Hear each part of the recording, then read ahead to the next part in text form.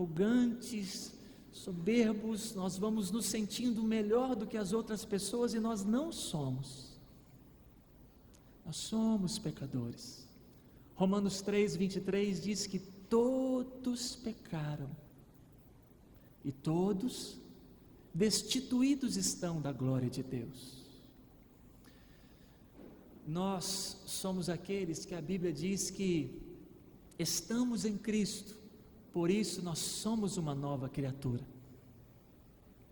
Mas nós não deixamos de ser pecadores. O pecado ainda habita tanto em nós que a Bíblia diz que há uma luta entre o espírito e a carne. A Bíblia diz em Gálatas que nós temos que andar no espírito para não satisfazer a vontade da carne. A Bíblia diz aos Efésios, não voltem às velhas práticas da mentira, da prostituição, porque nós fizemos isso um dia deliberadamente. Certa vez em uma igreja em Belo Horizonte, uma mulher ao final do culto disse que queria conversar comigo, talvez por causa da mensagem da noite, e de fato era. Me assentei ao seu lado no banco ao final do culto, enquanto as pessoas saíam, ela começou a chorar. Busquei um lenço de papel, levei para ela e disse: você pode chorar toda a sua lágrima, depois nós conversamos. Ela disse: me perdoa, mas é porque eu me sinto muito suja no meio de vocês. Eu entro na igreja e vocês são tão certos, tão corretos, eu sou muito suja. Aquela frase não soou bem aos meus ouvidos.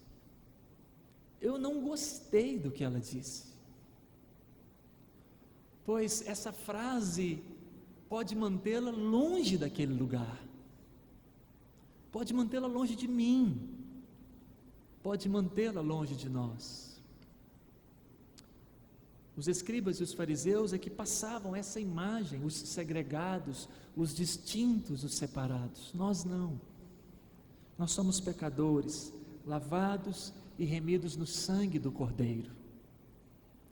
Uma segunda lição que vem desse texto para nós é: todos nós precisamos do perdão de Deus. Todos nós.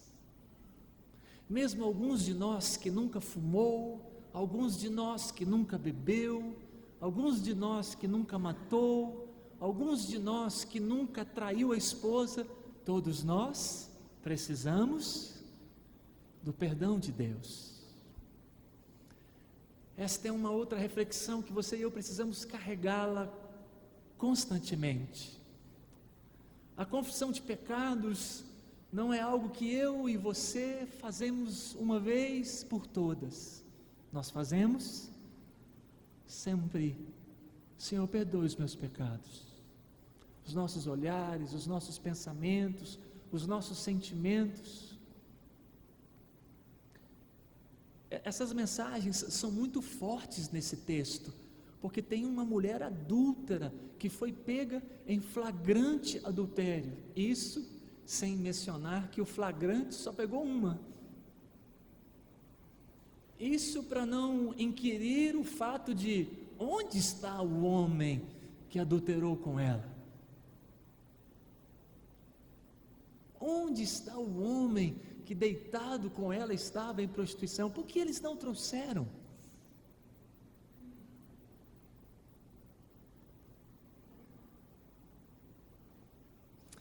Em último lugar, uma terceira lição desse texto é: com Cristo ou com os escribas e os fariseus? Estamos com quem? De que lado estamos?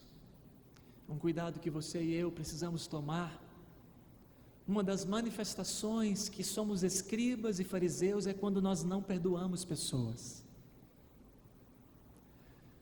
Uma das razões que estamos agindo como escribas e fariseus é quando selecionamos pecados. Se roubou um pirulito, eu perdoo, mas se adulterou com uma prostituta, eu não perdoo. Se disse uma mentira porque furou o pneu, eu perdoo, mas se assassinou alguém, eu não perdoo. Semana passada, participando de um congresso na Missão Vida, aqui na cidade de Cocalzinho, a 120 quilômetros de Goiânia. Um dos preletores era o pastor Roberto Brasileiro, um homem amabilíssimo, um homem simples, que ocupa o mais alto cargo da Igreja Presbiteriana do Brasil há 16 anos. Depois daquele encontro eu passei a apreciá-lo um pouco mais, eu que já o apreciava. Ser presidente do Supremo Concílio da Igreja Presbiteriana do Brasil é um cargo que muitos almejam. E o pastor Roberto Brasileiro, sem almejar, por Deus, lá ele foi colocado. Ele é pastor numa cidade mineira chamada Patrocínio, que alguns de vocês nunca sequer ouviram falar. É praticamente impossível um pastor de uma igreja local, de uma cidade do interior de Minas, chamada Patrocínio, com 80 mil habitantes, ser eleito presidente do Supremo Concílio da Igreja Presbiteriana do Brasil e ficar ali por 16 anos, já há 4 mandatos. Ele não responde para a gente quando perguntamos: ano que vem o senhor vai concorrer outra vez? Ele diz: preciso saber qual que é a vontade de Deus, mas nós achamos que vai. E se ele concorrer, ele vai ganhar outra vez e vai para 20 anos. O pastor Roberto Brasileiro não fala inglês, não tem os doutorados e tantos outros títulos que, pelo menos, dizem que é necessário para ser presidente do Supremo Concílio. E ele é pastor da mesma igreja em Patrocínio há 34 anos.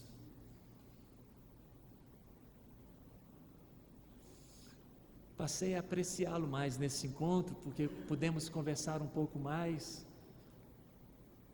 pudemos ouvir algumas das histórias dele, como esta, em último lugar. Ele disse que no início do ministério, há quase 34 anos atrás, na cidade de Patrocínio, muito desejoso de anunciar o Evangelho em toda aquela cidade, ele criou com a sua igreja, com a permissão jurídica, a realização de cultos dentro da cadeia pública da cidade de Patrocínio. Então eles conseguiam lá o dia e o horário para fazer esse trabalho.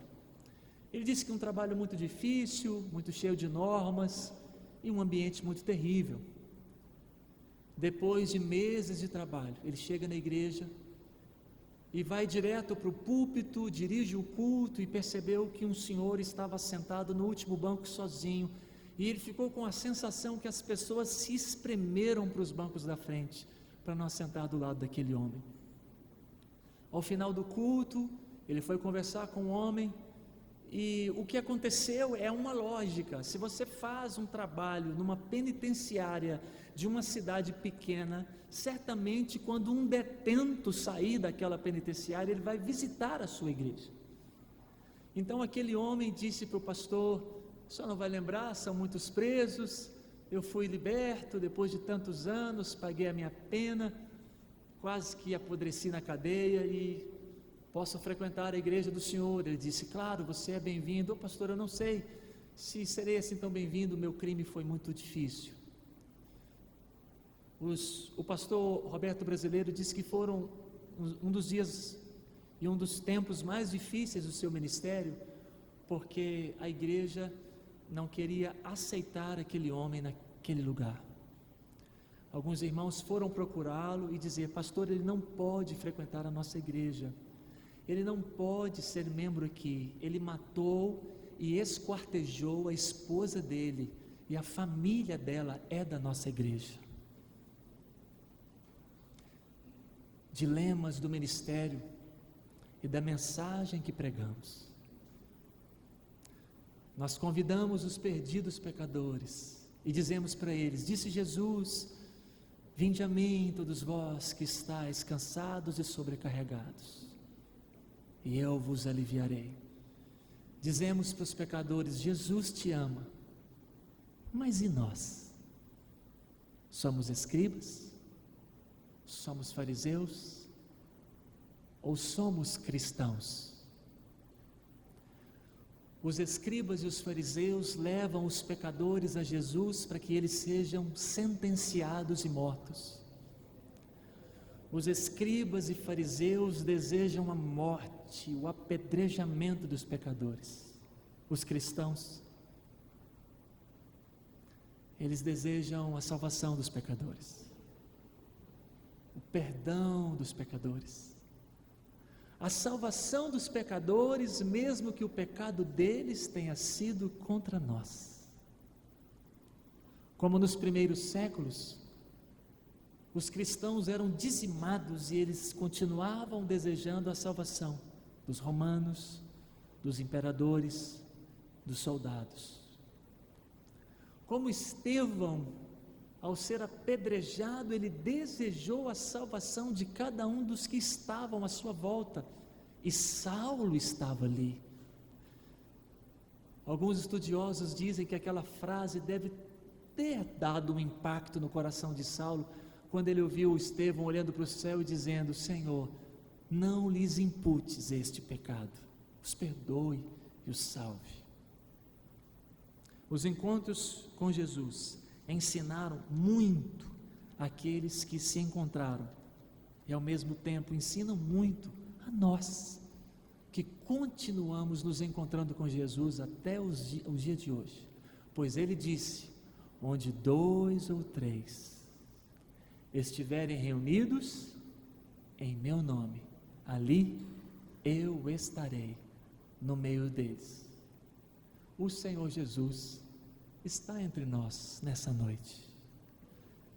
Que mais esse encontro com Ele abençoe muito todos os nossos corações, todas as nossas mentes, todos nós que estamos aqui, para a glória dEle mesmo, em Seu nome. Amém? O Senhor te abençoe, o Senhor te leve em paz, o Senhor te guarde, o Senhor te proteja e o Senhor te faça um resgatador, um abençoador, um perdoador de pessoas em nossa cidade, em nome de Jesus.